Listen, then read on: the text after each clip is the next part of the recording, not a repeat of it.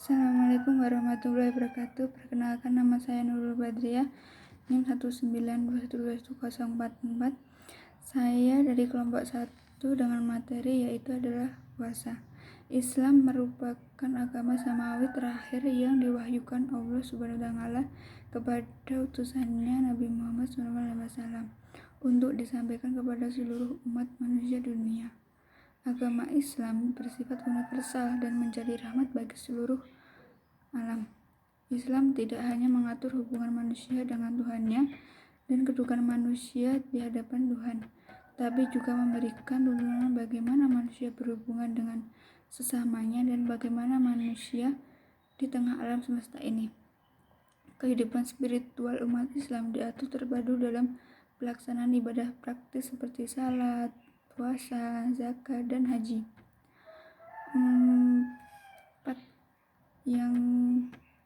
Empat tadi yang disebutkan adalah yang memiliki hubungan kasual dengan aspek akidah dan muamalah urusan kemasyarakatan.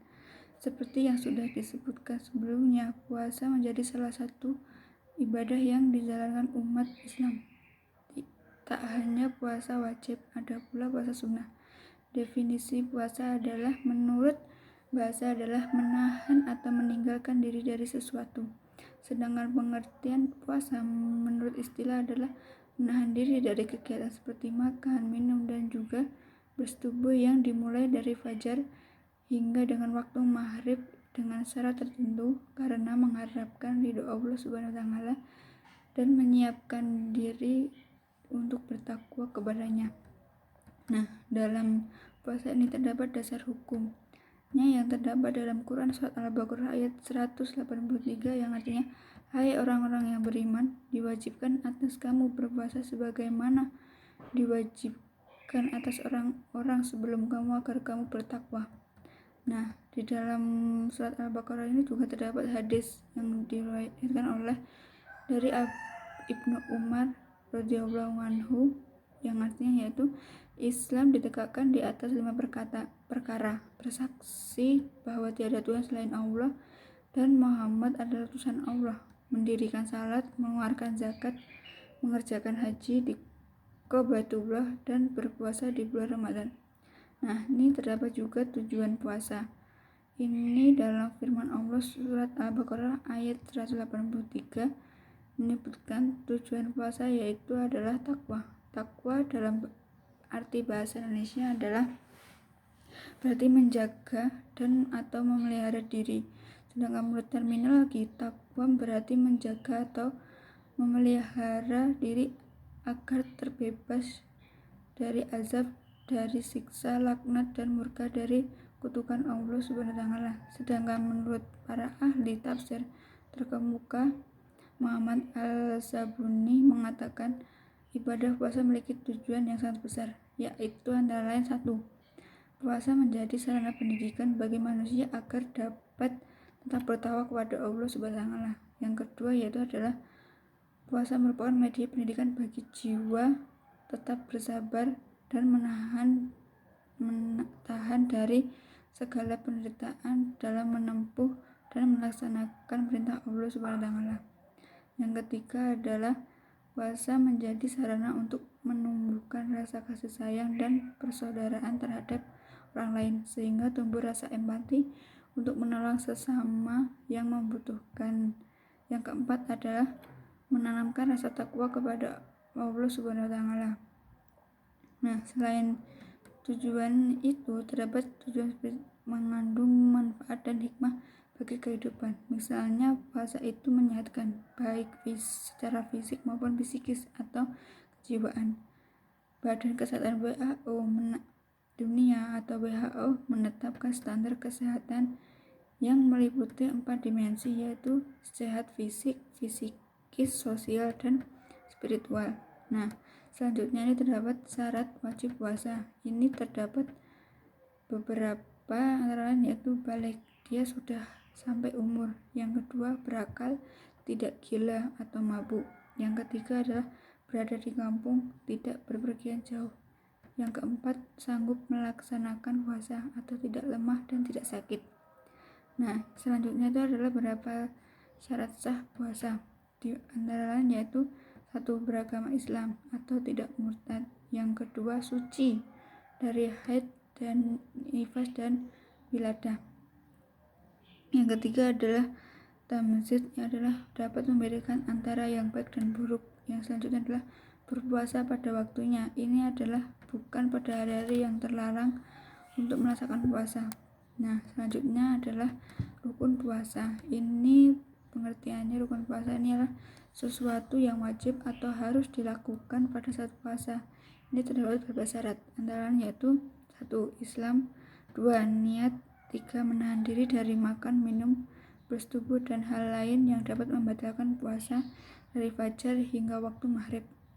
Nah, di sini juga terdapat beberapa hal yang dapat membatalkan puasa, antara lain yaitu 1. Makan dan minum disengaja.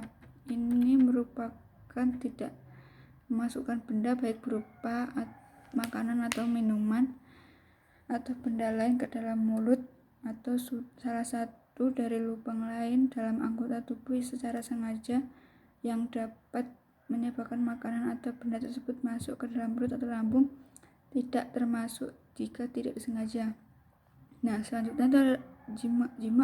Melakukan jima ini pada siang hari dengan sengaja, baik dengan istri atau suami, termasuk dengan siapapun, baik keluar mani atau tidak, maka puasanya batal.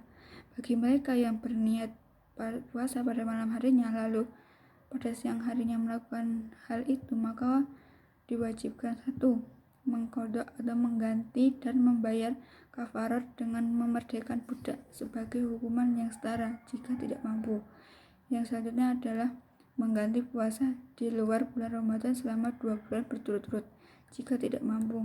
Yang selanjutnya adalah membayar fidyah untuk 60 orang fakir miskin jika tidak mampu. Yang selanjutnya tetap menjadi tanggungan dan wajib membayar setelah mampu. Yang selanjutnya adalah muntah disengaja. Muntah disengaja seperti memasukkan jari ke dalam kerongkongan agar muntah, tetapi tidak termasuk muntah karena sakit atau mabuk perjalanan. Yang selanjutnya adalah haid dan nifas. Bagi wanita yang sedang haid atau nifas atau melahirkan, tidak diperbolehkan puasa sampai bersih dari haidnya. Selanjutnya adalah gila, hilang akal. Orang yang mengalami kegilaan tidak diwajibkan puasa. Jika sedang berpuasa lalu tiba-tiba mengalami gila, maka puasanya batal. Nah, yang selanjutnya adalah memasukkan benda melalui kubur dan kubur. Sengaja memasukkan benda padat atau cair melalui kedua lubang atau dubul atau kubur dapat membatalkan puasa. Sebaiknya dihindari buang angin di dalam air yang menyebabkan air masuk. Yang selanjutnya menghisap asap rokok dengan sengaja. Saat melakukan puasa lalu merokok, maka batal puasanya, karena asap rokok termasuk benda yang bisa masuk dalam lubang kecuali mencium wangi-wangian. Yang selanjutnya adalah macam-macam puasa. Macam-macam puasa di sini terdapat banyak sekali, yaitu puasa Syawal. Puasa Syawal merupakan puasa sunnah yang dilakukan selama 6 hari pada bulan Syawal pasca hari raya Idul Fitri. Selanjutnya adalah puasa Zulhijjah dan puasa Arafah. Puasa Zulhijjah adalah puasa sunnah yang dilakukan di 10 hari menjelang hari raya Idul Adha. Yang selanjutnya adalah puasa Muharram. Puasa Muharram adalah puasa sunnah yang dilakukan bulan Muharram atau tahun barunya umat Islam. Nah, Muharram ini biasanya dilakukan pada tanggal 10 yang dikenal dengan puasa sunnah Asyura. Yang selanjutnya adalah puasa Sa'ban. Puasa Sa'ban merupakan puasa sunnah yang dilakukan di bulan Sa'ban. Puasa Ayyamul Bid adalah puasa 3 hari setiap bulan Qamariyah, yakni tanggal 13, 14, dan 15. Puasa ini dikenal dengan puasa hari putih. Yang selanjutnya adalah puasa Nabi Daud. Puasa yang dilakukan selang-seling, yakni hari puasa dan sehari berikutnya tidak, begitu seterusnya. Nah, puasa hari Senin Kamis ini puasa sunnah yang cukup populer dilakukan umat muslim. Sederhana ini adalah puasa sunnah yang dilakukan hari Senin Kamis. Sekian dari saya, mohon maaf jika ada tutur kata yang salah, maafkan. Wassalamualaikum warahmatullahi wabarakatuh.